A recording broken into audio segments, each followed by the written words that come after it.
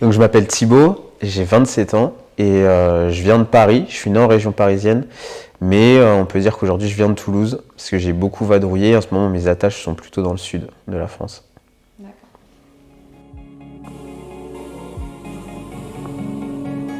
J'ai appris que j'avais la maladie de Crohn quand j'étais en deuxième année de classe préparatoire et en fait ça n'a pas été hyper rapide pour moi, dans le sens où pendant longtemps, j'ai mis tous les symptômes de la maladie de Crohn sur le stress de mes études, sur l'emploi du temps qui était hyper chargé. Et donc je me suis vraiment vu régresser petit à petit dans mes symptômes, dans ma fatigue, dans mon humeur, sans vraiment réaliser que c'était le moment d'aller consulter ou serait-ce que d'aller chez le médecin pour savoir ce que j'ai. Et le jour où je m'y suis intéressé, c'était déjà assez tard, j'avais déjà perdu plus de 10 kilos, j'avais de l'arthrose dans vraiment toutes mes articulations, je ne pouvais plus marcher, je ne pouvais plus tenir quelque chose sans que ce soit douloureux. Et le jour où je suis allé chez le médecin, l'après-midi même, je crois que j'étais à l'hôpital.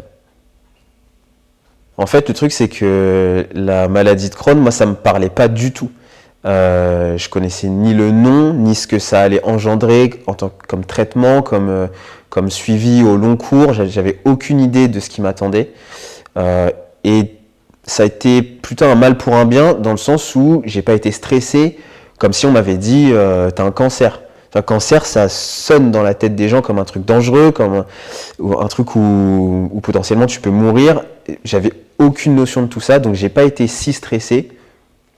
Maintenant, je savais, dans la manière dont on me l'a annoncé, que ça allait pas être agréable. Je peux pas dire que j'ai tout de suite compris, parce qu'en fait, il n'y a pas vraiment eu d'explication. On m'a dit, tu as la maladie de Crohn, le symptôme principal, c'est que tu vas avoir mal au ventre. Voilà, c'est pas aller beaucoup plus loin dans les explications. Je savais que les examens récurrents, ce seraient des coloscopies, qui auraient un traitement au long cours, mais voilà, j'avais vraiment pas beaucoup plus de connaissances que ça au moment où je l'ai appris. L'entourage, ça a été limite un soulagement d'apprendre que j'avais que la maladie de Crohn. Parce que à l'hôpital, du moins pendant toute la phase du diagnostic, en tout cas pour moi, ça a plus été un diagnostic par élimination. Donc ils ont cherché beaucoup de choses, sans forcément me tenir au courant de ce qui était en train de se passer en dehors de ma chambre. Sauf qu'en dehors de ma chambre, il y a ma famille. Et eux savent ce qu'ils sont en train de chercher, quels examens ils sont en train de faire. Donc pour eux, quand on leur dit là on est en train de voir s'il n'a pas un cancer, tu vois, quand tu rentres chez toi le soir, tu te demandes si demain ils m'appellent, est-ce qu'ils vont pas me dire mon fils a un cancer, tu vois. Donc pour eux, quand la maladie de Crohn est sortie, ça a été un truc genre ok, il a la maladie de Crohn, on va s'en occuper, on va traiter ça. Maintenant, c'est pas non plus, dans leur tête aussi, c'était pas non plus un truc immense, quoi.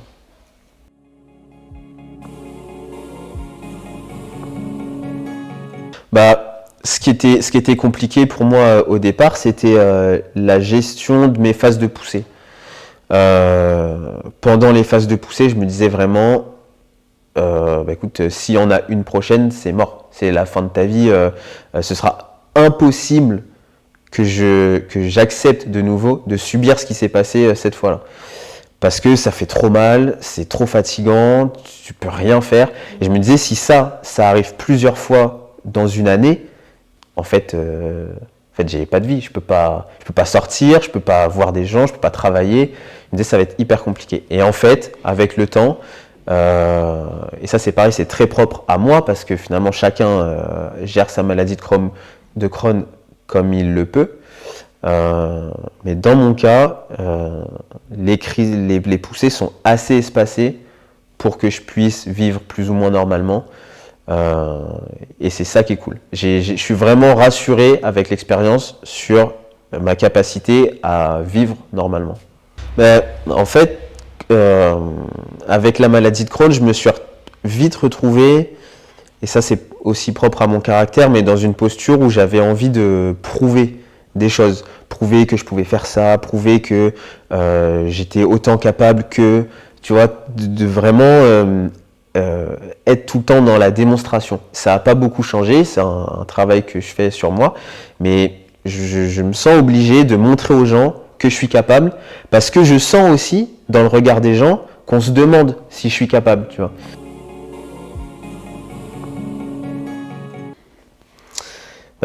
Ce que ça m'apporte, c'est un but, déjà. C'est-à-dire que tous les matins, je me lève pour ça, je m'entraîne pour ça, ça prend beaucoup de temps, et donc c'est toujours dans ma tête.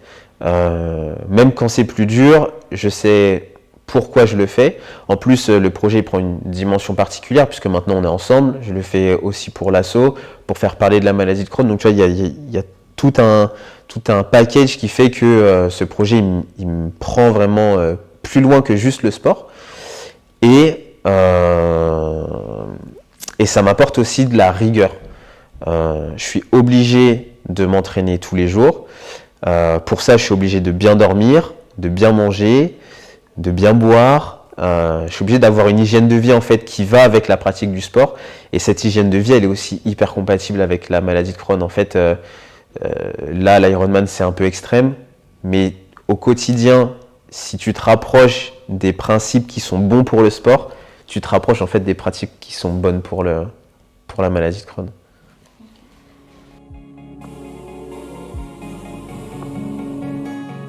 Ben ouais, je suis suivi par un coach qui est entraîneur de triathlon à Toulouse.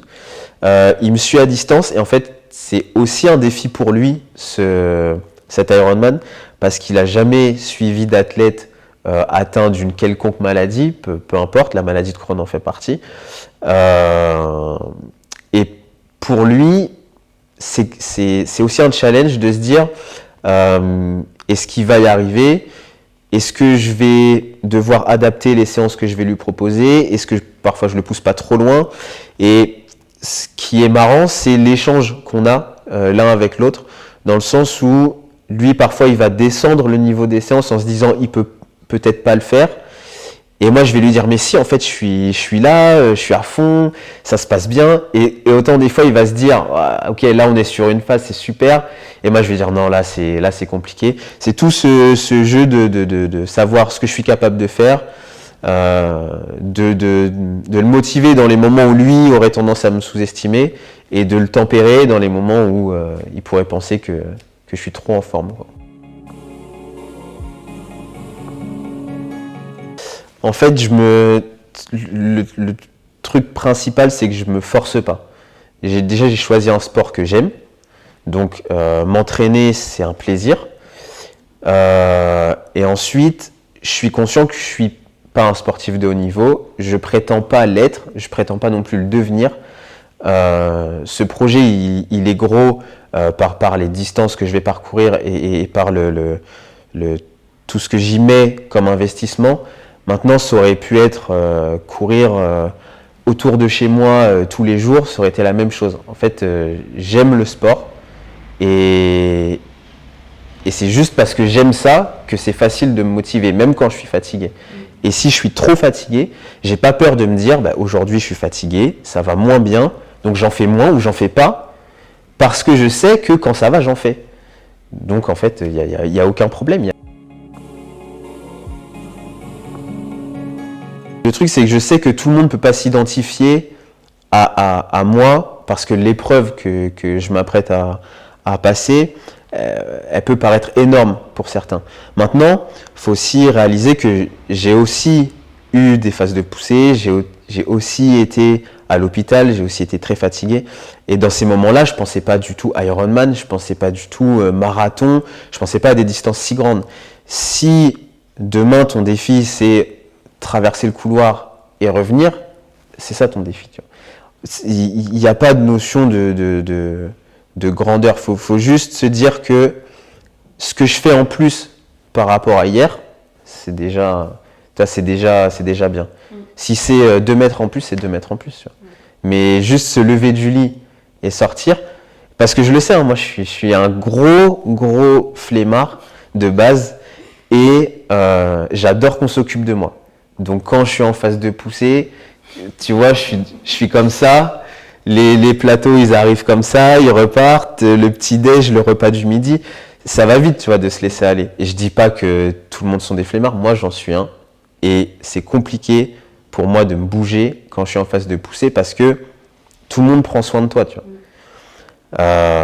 Et puis parce que tu es fatigué.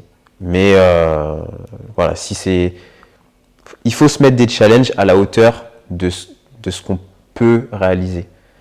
Traverser le couloir, ça suffit. Si demain c'est traverser le couloir, ce sera ça, tu vois.